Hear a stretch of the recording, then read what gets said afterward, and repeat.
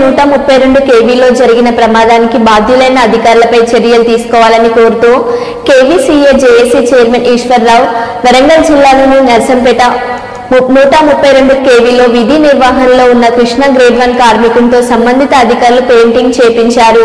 ఈ పని చేస్తుండగా విద్యుత్ ప్రమాదం జరిగి హైదరాబాద్ యశోద హాస్పిటల్లో మృత్యువుతో పోరాడుతున్నాడు. ఈ ప్రమాదానికి కారణమైన అధికారులపై చర్యలు తీసుకోవాలని వరంగల్ ములుగు రోడ్డు సబ్ ముందు ధర్నా చేశారు. కేవీసీఏ జేఏసీ నేతలు మాట్లాడుతూ ఆధ్వర్యంలో డిమాండ్ చేస్తూ అసలు గ్రేడ్ 1 RTG1 కార్మికునితో పెయింటింగ్ చేయించాల్సిన అవసరం ఏముందని వారు ప్రశ్నించారు. నిర్బంధంగా భయపెట్టి సబ్స్టేషన్ పైకెక్కించి ఈ పని చేయడం వల్లనే ఈ ప్రమాదం జరిగిందని, కాబట్టి వెంటనే బాధ్యులైన అధికారులపై చర్యలు తీసుకోవాలని వారు డిమాండ్ చేశారు. వరంగల్ జోన్ పరిధిలో ఉన్నటువంటి నర్సంపేటలో జి కృష్ణ అనే గ్రేడ్ 1 ఆర్టిజన్కి ప్రమాదం జరిగింది మొన్న 21న.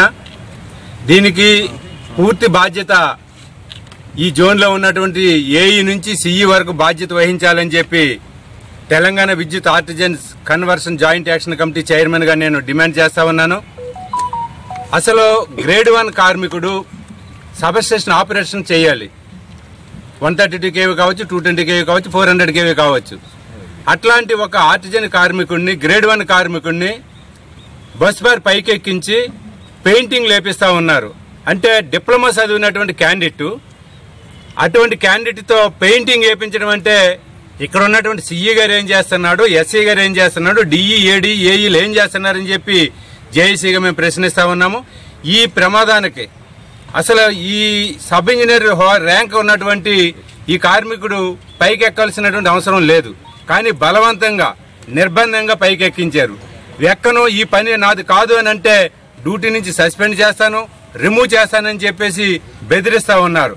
కాబట్టి ఈ జరిగిన ప్రమాదానికి కృష్ణ 70% మొత్తం కాలిపోయాడు. నిన్న యశోద హాస్పిటల్, మల్కపేటలో ఉన్నటువంటి యశోద హాస్పిటల్కి పోయి చూసి వచ్చాము.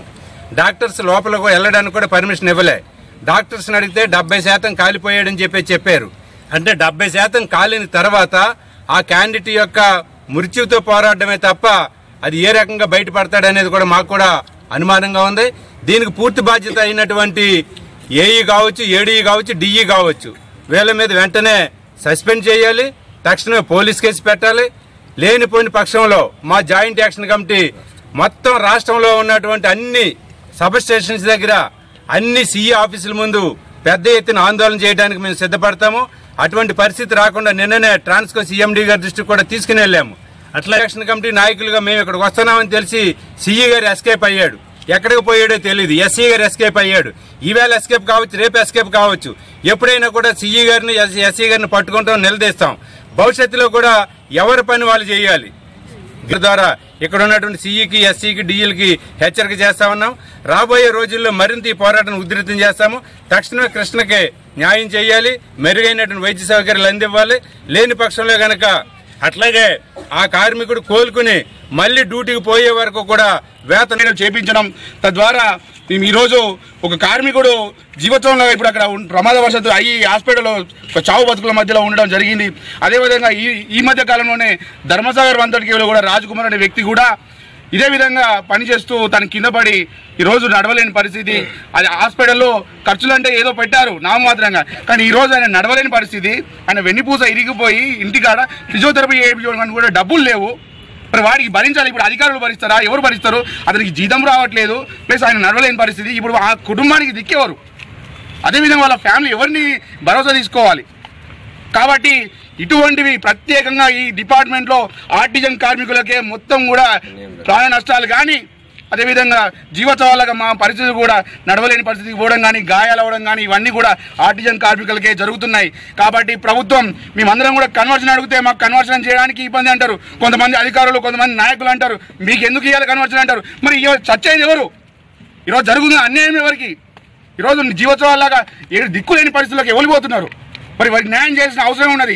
ఈరోజు అధికారులు మేము పోయినప్పుడు కూడా టైం ఇవ్వండి అని కూడా టైం ఇవ్వట్లేదు. మా పరిస్థితులు చెప్పుకుందామంటే, మా ప్రాబ్లం చెప్పుకుందామంటే అవకాశం ఇచ్చిన దాఖలాలు కూడా అవపడతలేవు. కొంతమంది అధికారులు అయితే మరీ నిరంకుశంగా వ్యవహరిస్తున్నారు. ఈరోజు సిఈ గారు కూడా మేము పోయినప్పుడల్లా కూడా మాతోటి ఒక ఆర్టిజన్ పని చేయించండి సార్, సంస్థ కోసం మేము పని చేయడానికి క్రమశిక్షణతో పని చేస్తాం, కానీ పని చేయించినంత మాత్రం దానికి సంక్షేమం కూడా మా చూడనప్పుడు మేము ఏ విధంగా చేయగలుగుతాం?